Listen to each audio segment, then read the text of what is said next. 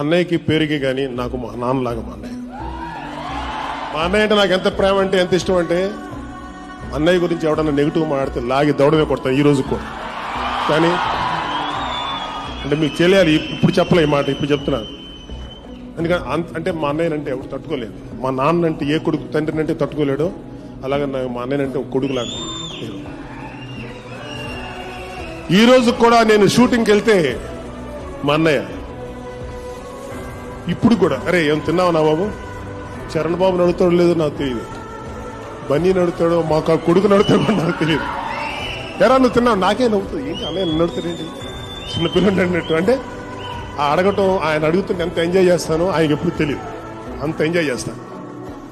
ఆయన రాయిని క్లీన్ చేసుకుంటా, ముళ్ళుని క్లీన్ చేసుకుంటా ఒక వేసాడు హైవే, 100 feet 4 lane రోడ్ వేశాడు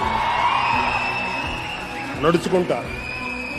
ఎన్ని కష్టాలు పడ్డాడో మాకు తెలుసు, ఎన్ని రాత్రులు దెబ్బలతో వచ్చాడో మేము చూసాం, ఎన్ని రాత్రులు నిద్రలేని రాత్రులు గడిపాడో మాకు తెలుసు, ఎంత లోపల పెయిన్ ఉండి కూడా నవ్వుతూ తీసుకున్నాడో మాకు తెలుసు.